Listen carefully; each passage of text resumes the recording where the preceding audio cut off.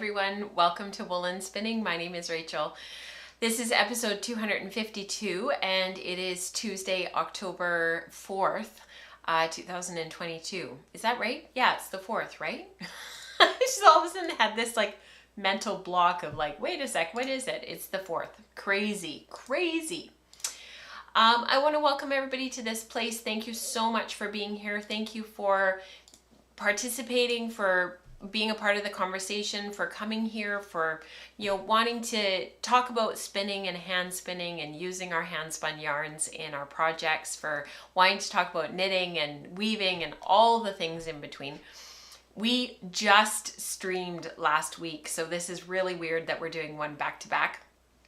As most of you know, we stream on the first and third Tuesday of every month, and because of movement and things having to shift around in September, we've ended up with two back-to-back. So a little bit strange for me because I feel like I just talked to you guys and I feel like I don't have any major projects and any major things to share with you and any major, updates from last week.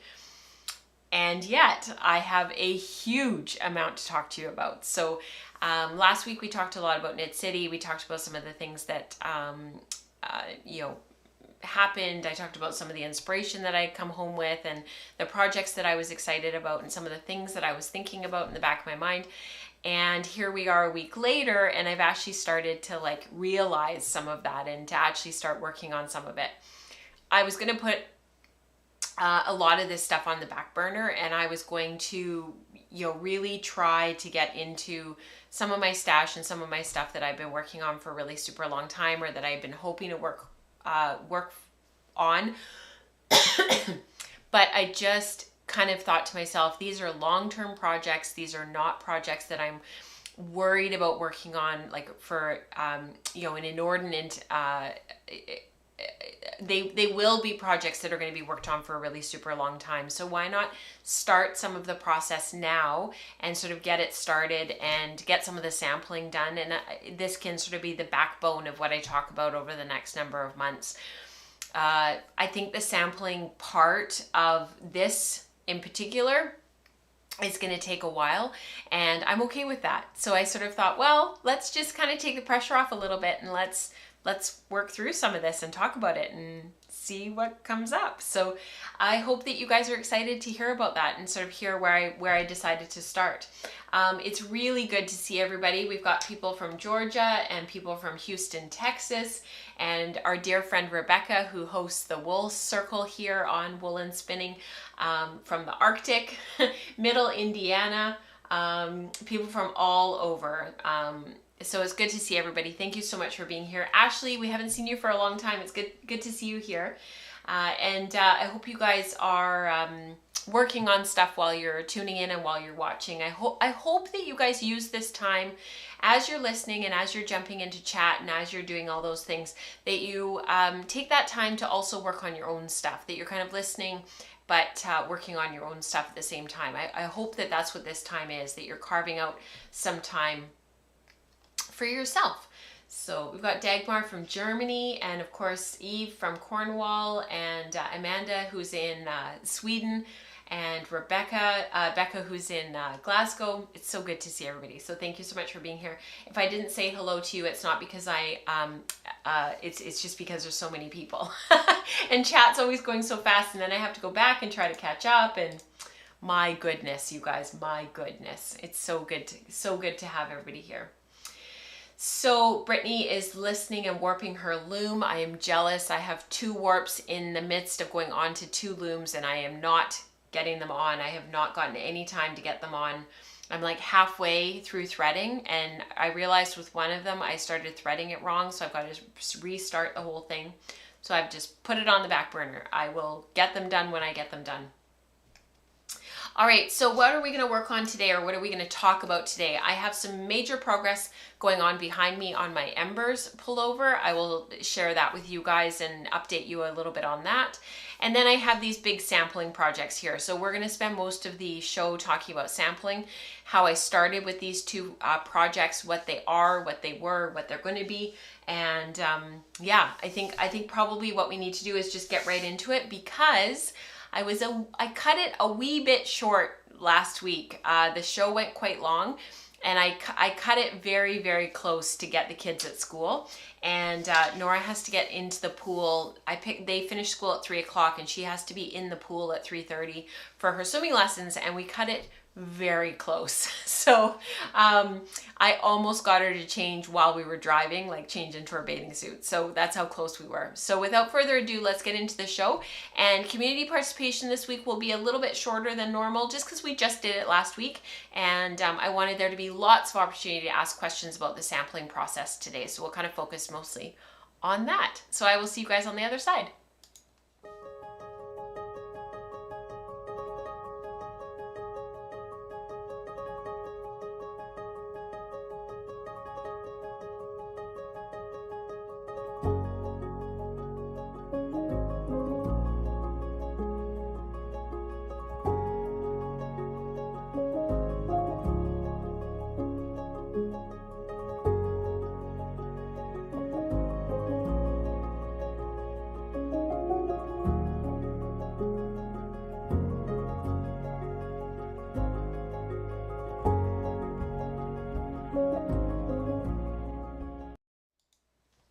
Rebecca gets it. She said, oh my goodness, that sends me back to changing for skating in the car all the time with my seatbelt on in the front seat while trying to remain decent. It's an art.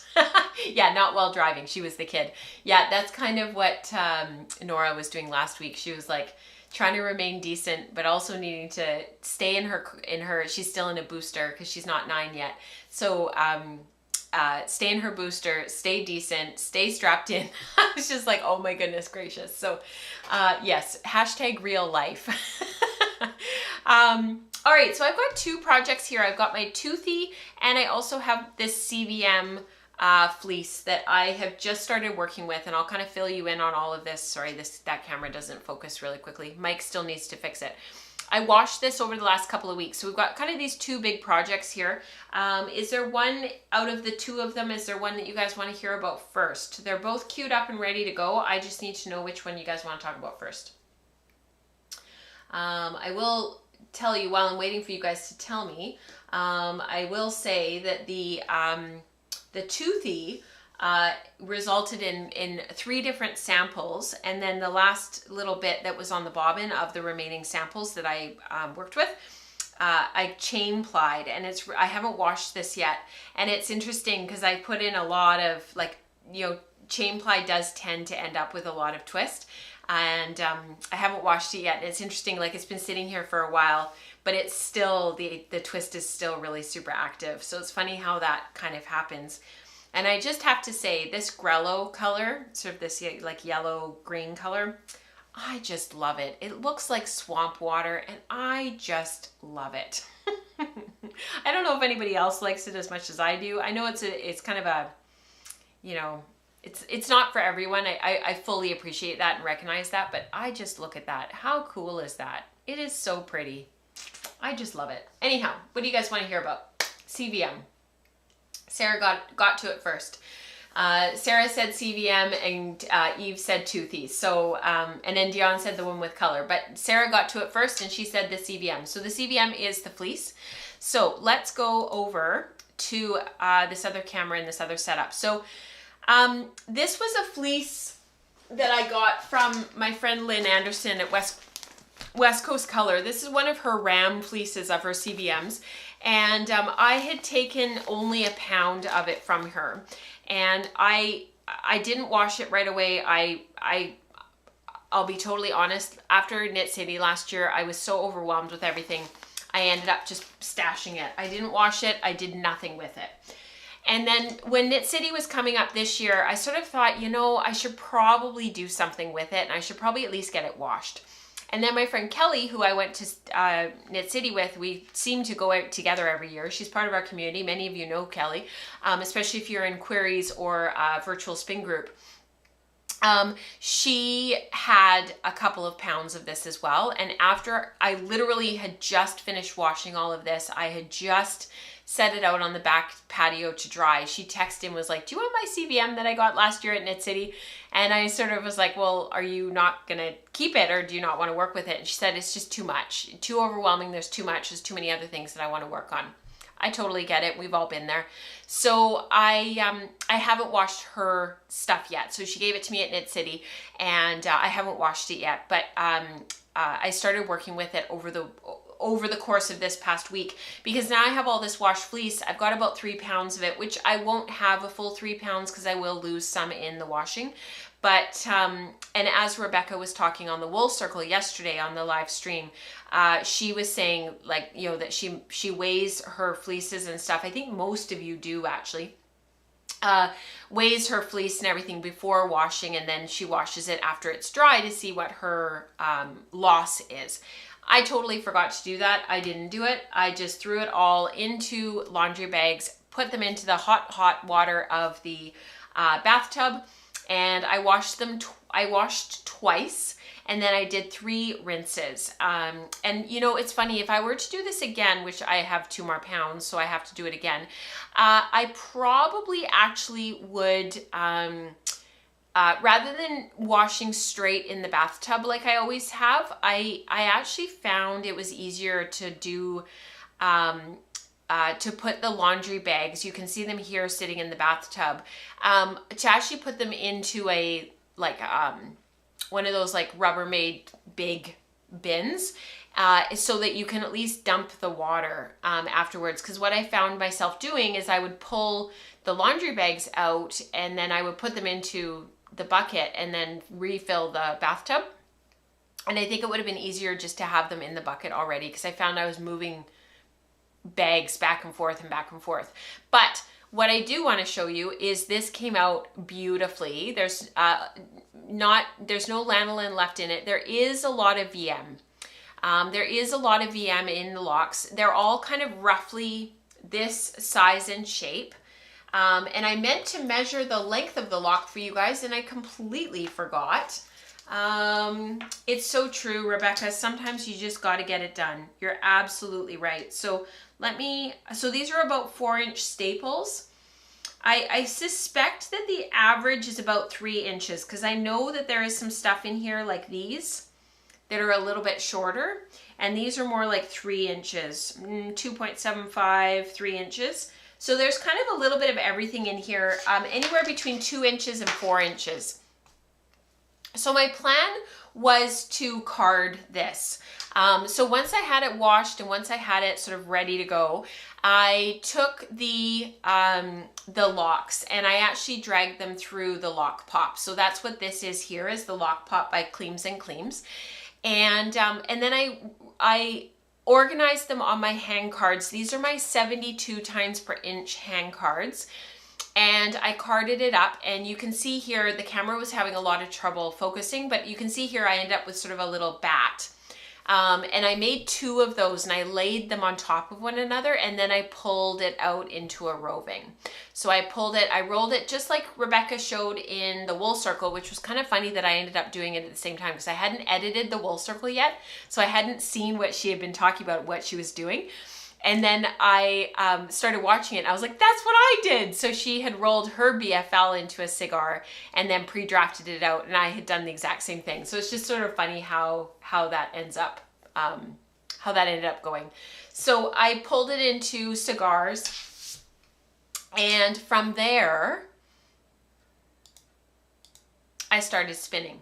So I'm spinning here on my Majacraft Rose. My Susie is being used, and I didn't have another wheel that wasn't, all of my wheels right now are kind of stored. So my Lendrum Saxony, my Kromsky Minstrel, and my Lendrum DT, so my upright Lendrum, because we just had a reno done in the living room, dining room. It's one big long room, and well, it's not big, it's a long room. And we had French doors put in where the window in the dining room was, and we had to put everything away and kind of store it so that they could come in and do the work in the dining room.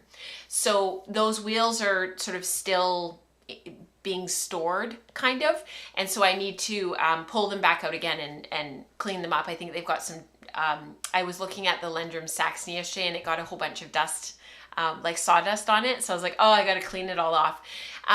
So this is my Magicraft Susie, or sorry, my Magicraft Rose. I don't want to confuse anyone. And I just started spinning. And to be honest with you, I just started this first sample. I just started with my default. I didn't do anything fancy. I didn't try to like manipulate anything. I just spun my default. I thought if I start with my default, I can go from there in terms of what I want to do with my spinning from there. And sometimes it's nice to have a place to start so that you know where you want to go next. And I will show you. And the other thing that happened, I'll show you the 3-ply sample. What I realized right away was this spun very fine. This has a really nice crimp to it. It has a really nice fine crimp to it. And it's bouncy and it's elastic. And I thought, you know, if it's going to spin fine like this, I don't want to be farting around with a 2-ply. It's going to be way too fine. I'm going to end up feeling like it's not thick enough. I tried toward the end of this, I tried to spin a little bit thicker, but it just wasn't working. So instead I went straight to a 3-ply. I didn't even bother sampling a 2-ply. I know there's a couple of questions, so can I admit here that I'm happy to pay more to skip the skirting and washing stage? Christine, you are not alone. I am in the same boat. Side comment, how do people know when I'm winding a warp so that they can knock on my door when I really can't stop? Yes, I know. It's like people know that you're doing something that you can't stop. Suzanne is asking how I like the new rose. So this is a first generation rose. It's not new. It's been well loved and well used. And it's been really good so far. It's been really nice. So, oh my goodness, Sam. So I've been watching Kim on the School of Sweet Georgia and the Shetland Wool Week at the same time. Now she has 2 bars of soap and a Shetland fleece on its way. I've washed lock by lock with bars of soap. I have to admit, it's incredibly labor intensive and time intensive, but the results are amazing, amazing. So yeah, Hannah, SOS is the School of Sweet Georgia. I wasn't intending to spin lace here, Eve. She said, are you spinning lace? It was just how it wanted to spin. Every time I tried to draft a little bit thicker and draft more fibers, it would clump. It just didn't want to. It just immediately spun finer. I was spinning on a ratio of about 18:1 here, so it wasn't like it was an inordinate amount of twist. You can see how fast my feet are going here, but it just spun really nicely. So this is just the first sample. This is just where I'm starting. And I'm not sure that this is where I'll settle. I would really like to see where this takes me in terms of the sampling and the processing. So let's go to the other camera for a minute so that you guys can see this 3-ply sample.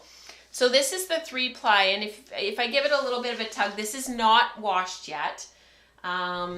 But when I give it a bit of a tug, it does have a little bit of elasticity to it. And you can see it caught, I had some Toothy left on the bobbins. No, focus here. Might not want to, that's too bad. I'll zoom the camera in instead. So this is the 3-ply sample here.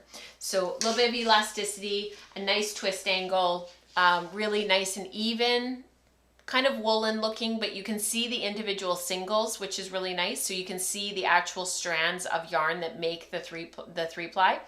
And you can see how round it looks. And there's that elasticity that I was mentioning. Really nice. And I wouldn't chain ply an entire bobbin of this. Like I wouldn't want it to be a 3-ply, chain ply. I would want it to be a traditional 3-ply. It's just that the chain ply gives me an opportunity to spin a little bit more yarn so that I have, an example of what a 3-ply will look like. So that's that yarn there. It's really nice. It's soft. It's round. It has a really nice handle to it. It's got a nice feel.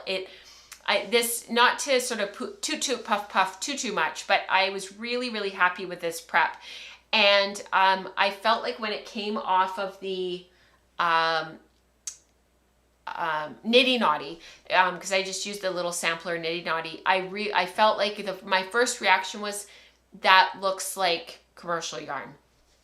The evenness of it, the twist angle of it, the softness of it, it just feels like something you would buy in the knitting shop, which is really nice. So yeah, it's the Rommeldale CVM. Kelly, that's right. So this is the stuff that I had that was in my stash that I had washed right before Knit City. So yeah, really, really pretty. And this was a ram's fleece. So we're not expecting it to be really, really super soft. And yet this is unbelievably soft. Like unbelievable. It is beautiful. So get that started and see how it goes. So that is the CVM Rommeldale that I sort of started with in the sampling, and we'll see where that ends up taking me over the next couple of months, and I'll continue to share that with you guys. Part of the problem is that I don't have a ton of time to spend doing prep. I would like to, but I have other things. So that is one issue and difficulty. So, all right, that is that. And then what would you use it for? Definitely next to the skin. Yeah, outerwear or next to the skin. Definitely next to the skin. This is so soft. So soft. Yeah. Beautiful. The VM was falling out as I spun it, yes, and it was also, a lot of it came out when I used the lock pop. A ton of it came out when I opened up those tips and butts.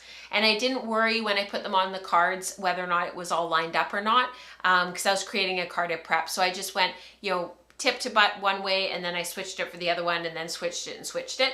And that worked really well across the card. And the other thing was, I'm glad I didn't put more on the card than I did. If I had overloaded the card anymore, like if I had put a whole bunch more on, it would have been way too much fiber to work with. So that was really good. Yeah. Oh, that's really too bad, Hannah. I've gotten the dreaded pregnancy carpal tunnel, by far the worst symptom I've had. I haven't been able to spin a thing, and I've been trying to keep knitting. Oh my goodness, keep knitting to a minimum. I'm sorry, Hannah, that's awful. Yeah, Rebecca's not wrong. This too shall pass. Yeah, the lock pop is tempting. If you're shipping it to Canada, just be aware of shipping with UPS. Not USPS, UPS. They lost mine, and it took me 3 months to get it. So just a word to the wise. Maybe talk to Cleams and Cleams to see if there's any other options. All right, so Toothy, I have to be aware of time. I can't just ramble. I have to make sure that we are on it for time. So the Toothy, this is largely a Perrindale. That it comes from Custom Woolen Mills in Carstairs, Alberta, I'm pretty sure, based on what Lynn was saying. And it's mostly a Perrindale, but it is kind of a Heinz 57 of wool. So there's short bits in there, long bits, there's all the bits are in there. And it creates this kind of roving here. This fiber that, when you start to really pull it apart, let me see if I can do it for you here. When you start to pull it apart, there's long stuff in there, there's short stuff in there, there's coarser stuff. It is quite dry, but it's just, there's kind of just a variety of things in there. And I think what happens is if you go too fine with the spinning and you get too few fibers, I think what ends up happening is it's a bit more of what I would call a rustic wool and a rustic prep. So what happens is you get these kind of areas that are a little bit thicker and a little bit more, sort of almost neps kind of that come through, and some shorter bits, a little bit of texture. There's just a lot in here. But that doesn't mean that it's not still a really great prep, and that doesn't not mean that it's not still a really great all-round medium wool. This to me is just a classic medium wool. I would definitely call this a fine wool. This is fine, it's soft, it is a lot of crimp, it's got lots of elasticity. It feels fine. Somebody who doesn't know much about yarn and about knitting and stuff would just assume this is merino. That's how soft it is. This, not so much. This feels like wool. This feels woolly. It feels like wool. So what I sort of decided to do with this was a couple of things. I was like, maybe I should just leave it and just spin it as is. So I'll take the top here. Let me just zoom out a little bit so I'm not quite so zoomed in. I'll just take the top, and I have 6 of these to sample and play with. I'll just take this and I'll just sort of strip it down off the side here like this, and just create these strips and spin one and see what that makes and see what that looks like. So I did that. This is what the fiber looked like before. So I did that. And so the one on the top, the 2-ply sample on the top there is just spun from the top. It's just spun, you know, from the roving, you know, from this sliver of fiber. And I just spun it down. It was just a strip just like this. And I made that 2-ply back test. And that's the one at the very top. And it actually looks a little bit more brown than the other two, which I thought was really interesting. And then I decided that from there I would start to play a little bit and see what I could do if I did a little bit of prep. So I first started off by taking this length of fiber and pre-drafting it and adding a bit of air into it and just see what I would end up with. And that's this sample here that was on my hand. It's funny because even looking at these now, I can still tell which one's which. The 3-ply, because it's obvious. So I had a 3-ply plyback test from later. And then I had one that it looked just kind of rustic. It just doesn't look that even. And you can tell once I start spinning and once you see my hands moving. Part of it is because you've got all these different lengths in there, short, medium, and longer, that my distance of draft keeps changing. So my distance of draft sort of went from slightly longer to slightly shorter, and it was constantly changing, and it was a real effort for me to really try to keep my distance of draft even enough that I would have a really super even singles, that when I 2-plied it to make the yarn, that I would still end up with a really nice consistent yarn. And you can see here that my spinning has gone from continuous back to short forward to short backward, and now we're back to continuous back again. So lots of different things happening there on my wheel. And then I did the 2-ply plyback test, and I'll show you, and that's this sample here that was in the camera at the beginning, the photo. I'm just catching up on chat while you guys are watching. We can absolutely talk about the lock pop, Suzanne, maybe not today, maybe in a longer demo in another episode, but basically it's just to open up the tips and the butts. You can use a hand card if you, or a flicker. You don't have to have a lock pop. It's just kind of making the rounds right now. And it, like many things, it's just the current fiber prep tool of choice. So that's the first, and you can even see it lying there on my lap. You can see that there's some thicker and thinner bits. Might not be high def enough on the live stream to see it, but it's definitely not super, super, super consistent. So then I kept spinning, and I think I ended up, yeah, here we go. Okay, I'm gonna skip forward a little bit. So from here, what I decided to do was I decided to do a little bit of fiber prep. So I could just spin this as is from this, but I kind of got curious, and I started to wonder, like, what could I do with this if I threw it on the cards and I dizzed it off? So I'm loading the hand cards here just with the roving that I had left in my lap. And I have to shift around. My ergonomics weren't quite right, which is why I left this video in for you guys so that you could see. I actually had to turn because I was sort of working off to the side, and if this had worked really, really well, this card would have been on the other side of me. So I was trying to use my left hand, and I had to switch. So I decided to card it up a little bit and just, you know, more evenly blend the color, because there's bits of brown that's undyed, there's bits of grello. You know, it's definitely going to make a heathered yarn no matter what I do with it. It's going to be heathered, which is my personal favorite.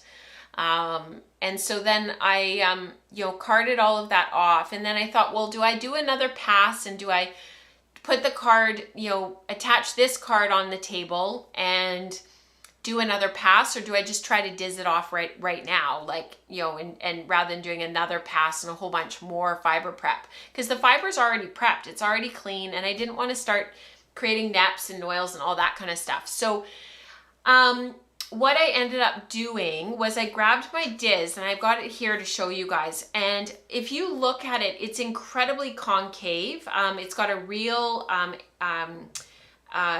the diz part, the holes are quite far from the outer edges of this diz. And it probably, so, you know, normally if you look at the video, you would use it this way, where you're, you know, pulling back, drafting on, pulling back. But what ended up happening was, because I couldn't get very close to the card, so that I was taking an even amount of fiber, long, short, and medium at the same time, this initial carded sample pulled off all of the long bits. And I think in hindsight, what I could have done, or what I will do for the next sample, is turn this around and work with it so that it's facing out this way, so that the concave part, the round part, is actually closer to the card, and that I'm more able to move up, so that I'm pulling all the lengths of fiber at the same time. And that is something I have never run into before, ever, which is kind of interesting. So I thought I would share that with you guys.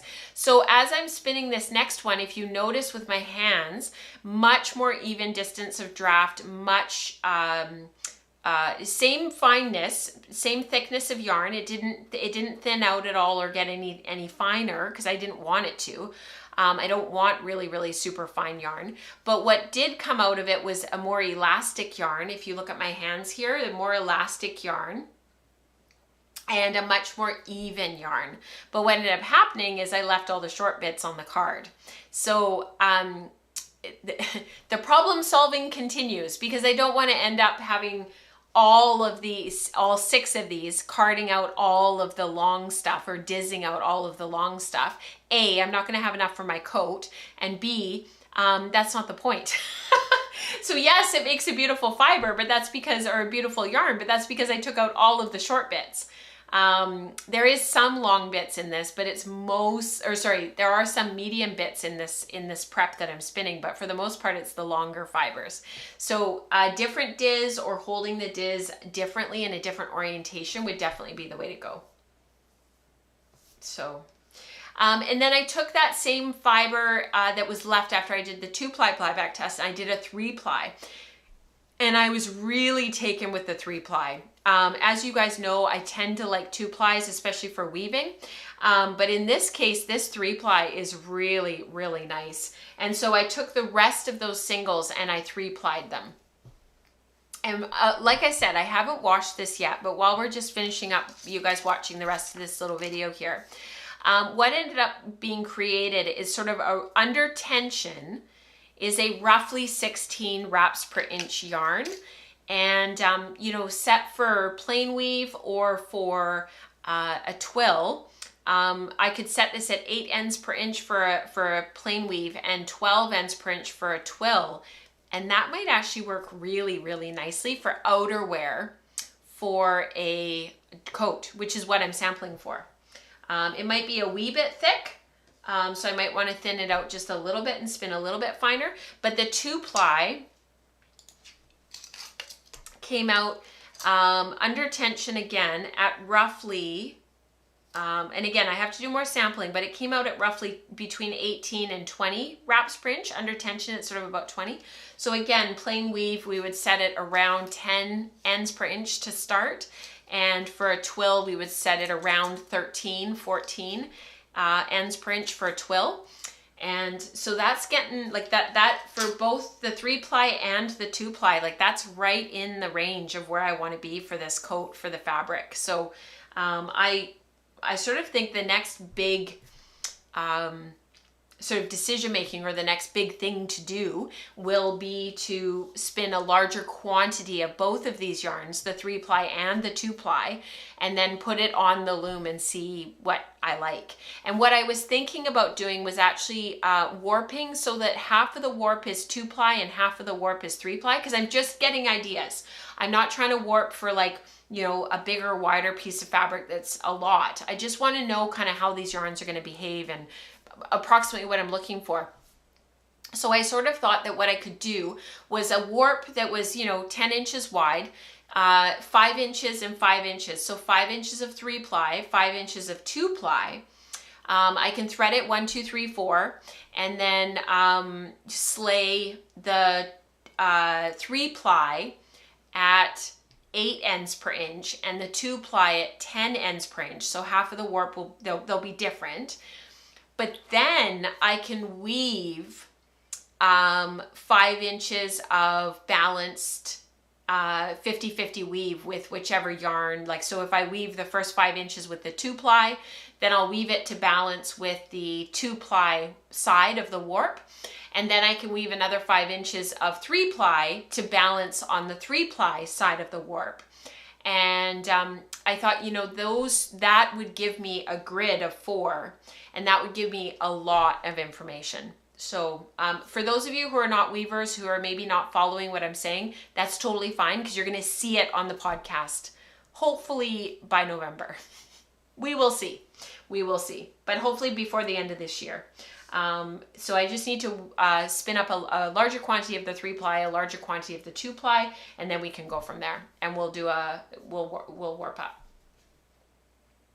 Yeah, that's the thing, Dana. I don't know. She said, are you using the same yarns for warp and weft? At this point, I'm spinning for a balanced 50-50, same yarn in the warp, same yarn in the weft, but maybe that'll change. Maybe we'll do, you know, a 3-ply in the warp and a 2-ply in the weft. I'm not sure. It depends on the fabric that we create. So, yeah, that's why I thought 2 different yarns in the warp. So 1/2 one yarn, 1/2 the other yarn for the sample. This is just a sample.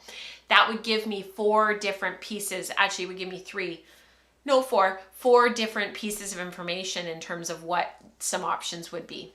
I thought that would be really cool. Yeah, thanks, Dana. I can't wait to see your samples. Yeah, that's a great idea. I'm a sewing amateur, but do have some projects I would love to work on. I should pull those out. Yes, you should definitely sew, Hannah. Get on your machine. Yeah, that's what Chrissy did when she was pregnant. She had really bad carpal tunnel. She started sewing and she kind of has never looked back. She still sews a ton. So yeah, thanks, Kelly. I can't wait to see those samples. Yes, I have to do them. All right, let's talk about my sweater. It's just in behind. So last show, I showed you this cake of yarn. James thought it was so funny. We were waiting for Nora at swimming on last week on Tuesday last week. So after I'd done the show, I cast on and I was sitting there and I had this big thing on my lap, and James was like, "That looks like cake, Mommy." And I said, "Yes, that's exactly what it's called. It's called a wool cake." And he was like, "Really?"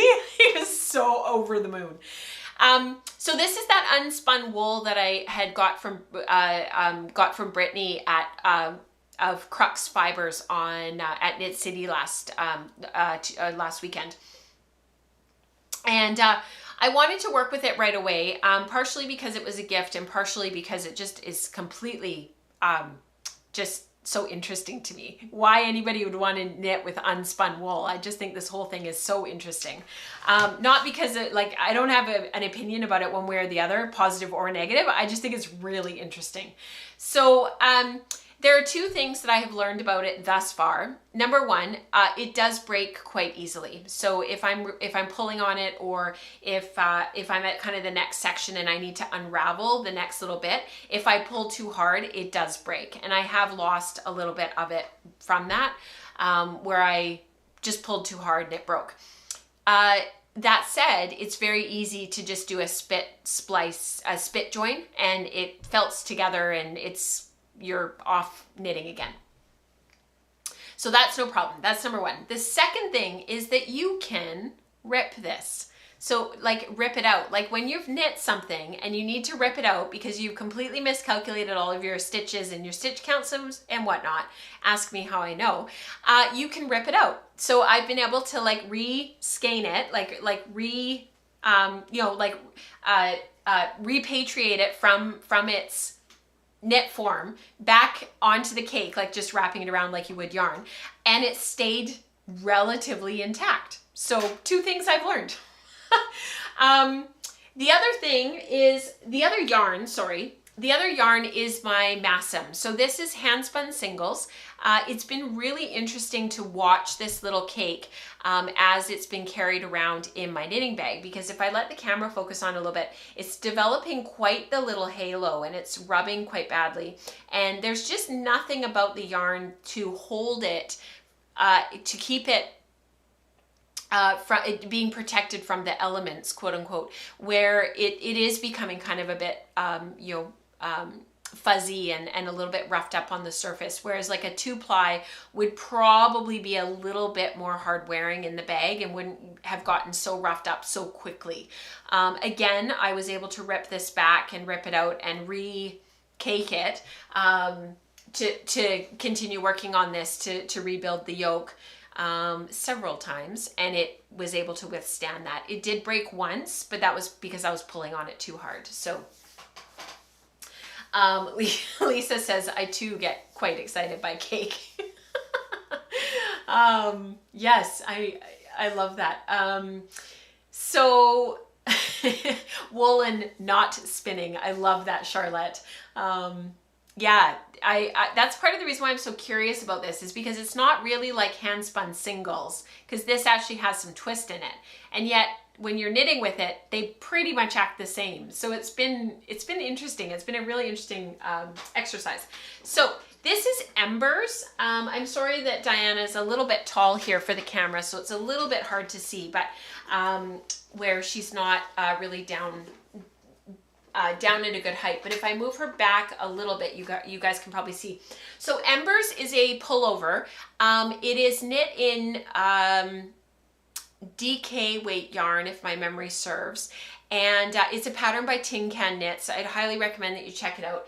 And I am completely and totally copying my friend Diana Twist, because she knit one of these, and ever since she's knit it, I have had serious envy of wanting this sweater, and I thought this is the perfect opportunity to make it. However, my gauge is different. So my gauge and my knitted gauge for this was different from what I needed for the pattern. So I think for the pattern I needed 24 stitches over 4 inches, and I have 20 stitches over 4 inches. So I've had to rip it out a few times because I am basically reworking the yoke so that it fits me.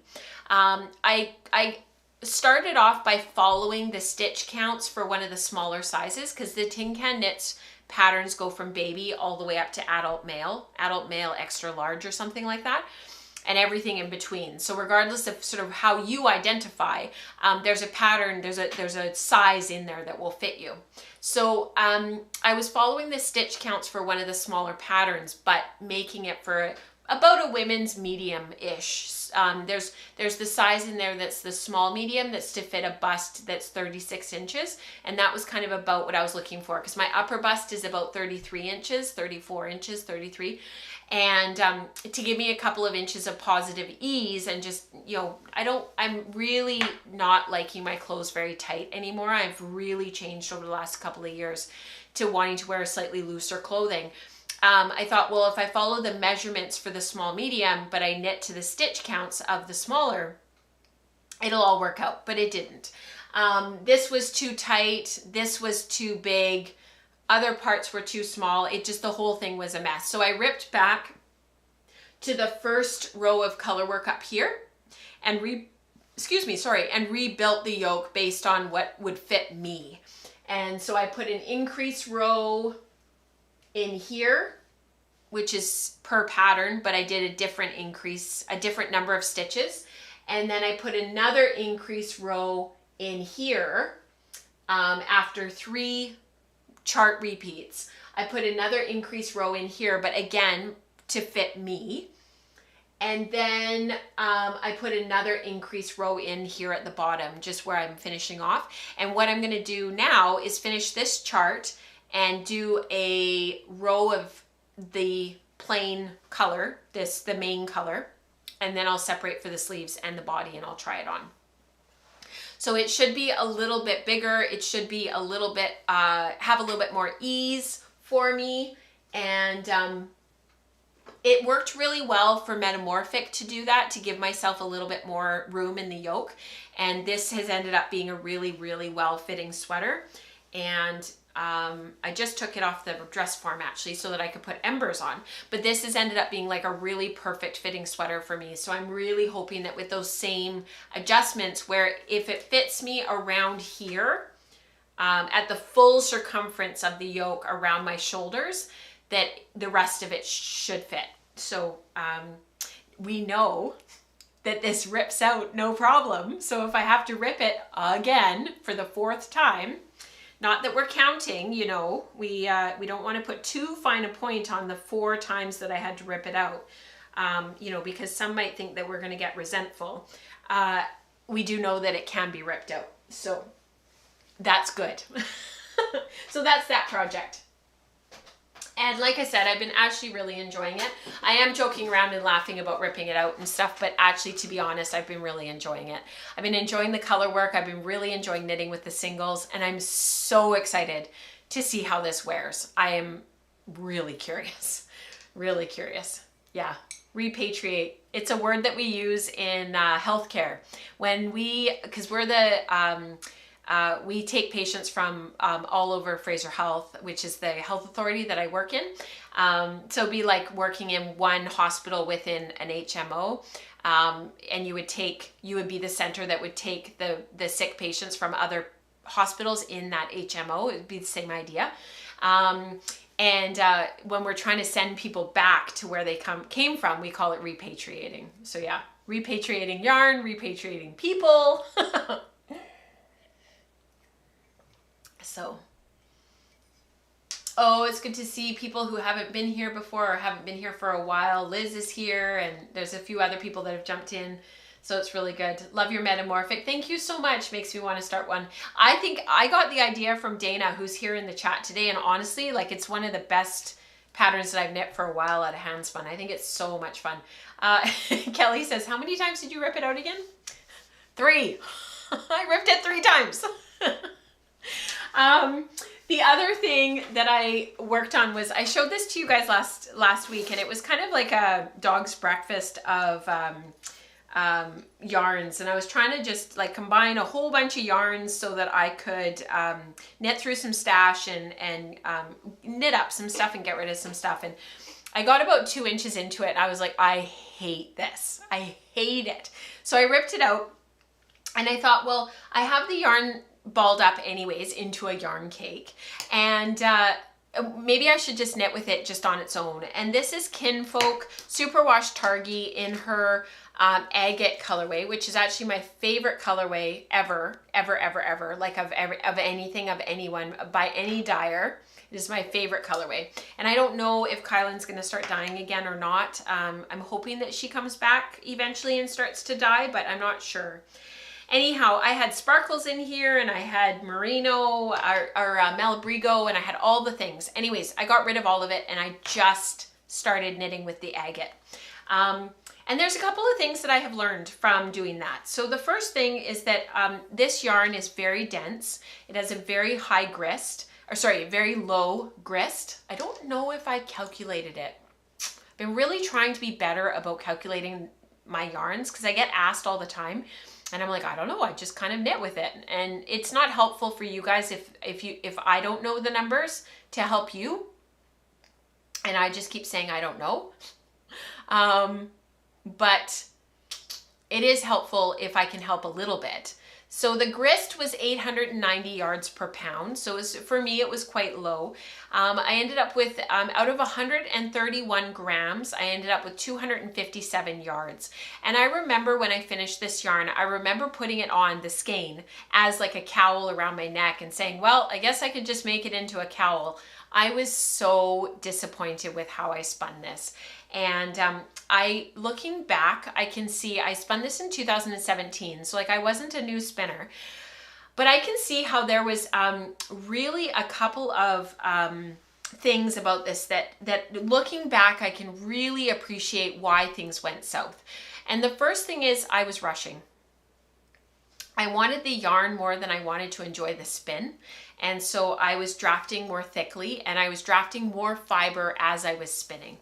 And then the second thing is that I rushed it. So I was rushing, and the fibers and the fabric and stuff, or sorry, not the fabric, but the yarn was plying up and being made into like really dense, tightly twisted singles. And it really wasn't what I had hoped. I had hoped for a really fine 2-ply that was going to be really drapey and would have a lot of twist in the singles, but not quite so much in the ply to make kind of a lace type yarn. And I rushed it and I overspun it and I drafted really thickly. However, it's been really fun knitting it up and sort of having that opportunity to reflect on all of that and kind of where I went wrong, quote unquote. And I'm still doing the 5x5 cowl. I got rid of all those extra yarns. I got rid of all the sparkle. I got rid of all the stuff. This looks to me like very classic hand spun. Like when you think of like what hand spun yarn looks like, this to me is like what it looks like, which has been kind of fun. It's not a bad thing. It's just, you know, there's areas where it's marling and there's areas where are more solid and there's other areas that are a little bit more muted because the colors combined, and it's just kind of fun. So I'll just finish this off and then I'll graft the two ends and it'll be a cowl. And hopefully I'll wear it because I'm actually kind of excited about it. So that lesson learned about running, about just rushing and rushing our yarns and rushing our spinning and not taking the time to really enjoy the process of just spinning. And I think that's something that I'm hyper aware of right now because of this Toothy, is I really, really want the yarn so that I can make the fabric because I'm really excited about the coat. And I'll try to remember to show you guys a photo of the coat that I would like to make next show. So I'll try to remember. And I don't want to rush the process just because I want the fabric. Does that make sense? So yeah. My local yarn shop is called Yarn Cake and they sell both yarn and cake. Match made in heaven. Holy smokes, Becca. I can't believe there's a store that does that. That's hilarious. You obviously, Lisa, need to move to Glasgow in Scotland. Becca says her cakes are lovely too, often traditional German baking, and it means knit night is perfect with just tea and a slice. Even if you don't need yarn, you can support. That's awesome. That is so cool. What a cool idea for a yarn shop. That is so cool. All right, that is it for me from a project standpoint. I got to keep this thing moving. I get so distracted. Let's move into community participation and we will call it a day after that. So just 1 second.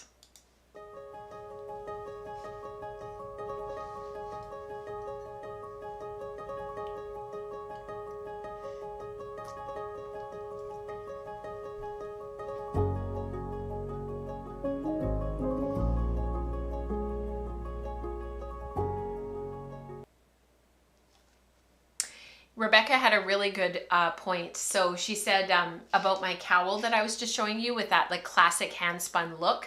When we sort of talk about hand spun, I'm not saying it in a bad way. It's just sort of that classic hand spun look. Rebecca says, I love it. And that's the look that Spin Cycle capitalizes on. And you know, you are absolutely right, Rebecca. That's exactly what people want to see. And those yarns work beautifully as background in things like mosaic knitting and stripes and reverse stockinette and all of that kind of stuff. So if you have those skeins in your stash that you feel like they're too hand spun looking, pull out one of those patterns and see if you can capitalize on that and actually emphasize that and work on that. These are all of the alongs going on right now for this year, and our breed and color study on Radnor is finishing up at the end of the year, and that will be our last one for now. And spindle spun stitches just finished up at the end of the summer solstice at the end of the summer, and we kind of wrapped it up on the autumnal equinox. So please continue to spindle spin and celebrate all things spindles, but we're kind of moving into a new season now, and our Zero to Hero is where we go from fiber to yarn to finished item, and that will be wrapping up at the end of the year for this year. And Zero to Hero is that hashtag on Instagram and stuff is really used in the sports community. So we probably need to come up with something that's our own for 2023 that we can build. So if anybody has any ideas, I've had a couple of people make suggestions, just keep them coming. All right, this is our sock color spin along that Rebecca's been hosting both on Ravelry and on Slack. And Rebecca also just joined the team. I have a team, it's a team at Woolen Spinning. So she's been hosting the Wool Circle, which has been met with glowing reviews of her hosting. And she's just got a different take from me. She has a different way on camera from me. It's been lovely to have a second voice here at Woolen Spinning. And so if you're interested in checking out her content and her live streams, which are 2 Mondays a month, just check out patreon.com/woolenspinning/join, and you're looking for the Wool Circle. So this is Rebecca's most recent spin. I think these are just amazingly beautiful. I just have to fix my screen here. Nope, that did not work. Hang on. Hold the phone. Yeah, fiber to FO, that's not a bad one, Christine, yeah. So for this final breed and color study spin, I did a combo spin using a 2-to-1 ratio of the blue and red colorways. I was able to do this because I had saved an ounce of the Into the Deep colorway on Targhee from a previous spin. So overall, I'd say the colorways balanced very nicely. If pressed, I would say they're a little more blue than red, but not much. Ignore the chunk of red that was left over from a bobbin and will be in the socks cuff. So that's if you look on the my left-hand side, there's that run of red through there, and that's what she's talking about. The skein on the left is combo plied, and the one on the right is combo drafted. So guess which one is my favorite? I love how they are completely different. This time the combo drafted skein came out noticeably darker, which is so interesting. There's just so much more going on in the combo drafted yarn. The lighter values don't have a chance to lock arms and shout like the combo ply. That's exactly it. Really good point there, Rebecca. The combo ply is going to stripe like crazy, and each stripe will have a completely different feel to it. While the combo draft looks more like a united yarn. That's actually why I like it so much better. I love blended 3-plies. I love them.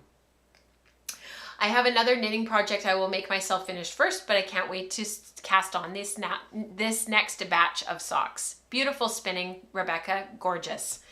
Yeah, it's so much fun to see. This is from Yelena. I finished another pair of socks from Smallbird Workshop Scotland Romney Cross. So Catherine of Smallbird Workshop is located just on the island in Nanaimo. I think she's actually in the process of moving to the Comox Valley. But her fibers are incredible and they're amazing. So if you the Baby Doll South Down that was in my Metamorphic is actually from Smallbird Workshop. So if you have a chance to check out her fibers and work with her stuff, she is really trying to build a fiber shed where she is, just like Brittany's trying to build a fiber shed up for Crux Fibers up in the Yukon. These women are doing amazing work, so please support them. These are crepe plied and overspun into twine. So you can see where the twist energy has added kinks to the stitches. Makes a very rugged fabric. I thought that spinning the singles so fine would result in more blending of the natural grays with the violet and the gold, but you can still see violet and gold streaks in the knitted fabric. They are beautiful. Beautiful. I love them. This is from Glenda. I'm sorry that the photo cut off the socks a little bit, but you get a good idea of what they look like. These socks were made from local Cheviot fiber. So Glenda is located on the island as well, same as Smallbird Workshop or Catherine. They're on Vancouver Island, which is just off the coast of Vancouver, British Columbia here in Canada. I separated the roving into 3 sections and then laid the sections beside each other to roughly plan the color mixing in the 3-ply yarn. I wanted to avoid plying the purple and the yellow together. I didn't succeed with that, but I'm happy with the result anyways. I think they came out beautifully, Glenda. I love these. And so bright and cheerful. This is from Florence. They are done. It's impossible for me to capture the colors, but I hope you get the idea. I had 3 goals with this study. Number 1, having fun with Rebecca, which was achieved. Number 2, trialing Dorset down as a sock yarn. I really love this yarn. It is so much sproing. I can feel it rebounding as I move through my weight to weight on, weight off gait pattern. These are going to be exercise, running, and walking socks to give them a good endurance tryout. And number 3, trialing optical color blending in a different way than I had done previously on a drum carder. So while I love the potential result of using the drum carder exclusively, it is almost impossible, because I run out of mental fortitude, to blend a jersey quantity to my satisfaction. I do not like blotches, patches, or stripes in my yarn. Eve, take note. She doesn't either. I do not like, so my plan here was to color mix in a dye bath and then color blend in the plying. I love the result and know that for my taste, I need to stay really close on the color wheel. So what Florence means is that she needs to stay really close, really analogous on the color wheel. So she needs to be working with colors that are all very closely linked and related. I love how the complex that heathering looks by combo plying analogous singles. Isn't it incredible? It's amazing. In that one photo here, you almost can't tell that there's 3 different colors in those singles. You can in the one above, but to my left, you can barely tell. It's unbelievable. Yeah. Bye, Lisa. It's good to see you. Take care. So this was general makes and shares. This is kind of all the things that happen in the Slack channel for our Woolen Spinning Patreon members, and also on the Ravelry group. So if you're wanting to share and you're wanting to see your work here on the podcast, please don't hesitate to jump into either community and share with us. So this is from Elizabeth. She posted this on the Slack channel the other day, and I had to show it because it's her first time spinning Targhee, and her yarn is just beautifully finished. Amazing. I wanted to keep the cushy feel, so I went for a fractal 2-ply worsted weight, mostly spun continuous backward with light smoothing, and I was deliberately trying to spin thicker singles than I usually do to change things up a bit. I like the finished yarn, but the Targhee wasn't my favorite wool to spin. It kind of felt sticky, for lack of a better word. The other word I would often use for Targhee when it's drafting out is it's not so much sticky, it's like chalky. I know exactly what you mean, Elizabeth, and I find the same thing. I'd be interested to hear how other people feel about this breed. I feel like some people either love it or they don't. And usually if they don't like Targhee, they also don't like Merino, Cormo, Polworth. They tend to sort of shy away from some of those fibers because they are a bit more grabby and a little bit more sticky. Yeah. It's not really quite the right word, but I know what you're trying to say. This is from Dion, just a myriad of projects. So, hi all, I'm back from vacation. It was awesome, but the return trip was a nightmare. Most of my time was spent out and about all day, but I did accomplish one goal of finishing up my black Romney. That's in the top corner there. Once home, I opened Squishy Mail and spun some Polworth full cashmere Surrey alpaca fiber from Hedgehog Fibers. And the colors are so, but it was a dream to spin. I'm looking forward to starting this puzzle that I also bought from them, and I'm currently spinning my Radnor breed that I dyed for breeding color study and this gorgeous BFL Cross fleece on my silly salmon. So much to work on. So good. Spongy. Yes, Charlotte. Yeah, it's kind of spongy, grabby. Exactly. Bye, Becca. Thank you for being here. She's got to get to bed. It's late in the UK.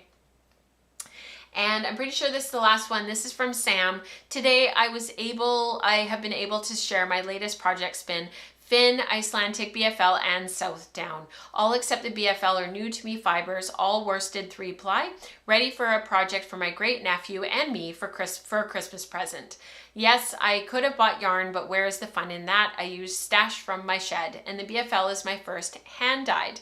I will show again under natural light as the electric light has blown out the green, but it's a gorgeous green. Most surprising, I love, love, love Finn and South Down. Yes, how could you not? They're amazing. Thank you so much for sharing, everybody, and thank you for tagging me and for making sure that I'm aware and that I see stuff. Please, if you're sharing on social media and stuff, if you use hashtag use your handspun and hashtag woolen spinning, I have even more of an opportunity to see stuff, and I always enjoy being able to catch up with what people are making. So that is it for today. I'm actually finishing on time today, which is incredible. If you don't mind taking a moment to like and subscribe, I would really appreciate it. We are so close to jumping another milestone in followers, and it really helps other people to see the YouTube channel and the videos that we've done. Because we have over 250 episodes, there's lots of content there for people to catch up on, and there are some new Welford Weaves episodes coming up that are going to be released as well. So I hope that you guys don't mind just hitting that subscribe button, hitting the like button, and it just helps other people to see it as well. So until next time, happy spinning, happy weaving, happy knitting, happy sampling, happy all the things. I hope that you enjoy a couple of weeks. It is Canadian Thanksgiving here this coming weekend. I always approach that weekend sort of from a place of humility and recognizing that it is a very challenging holiday for a huge swath of our population here in Canada. And so, yeah, we are going camping. We are leaving tomorrow night.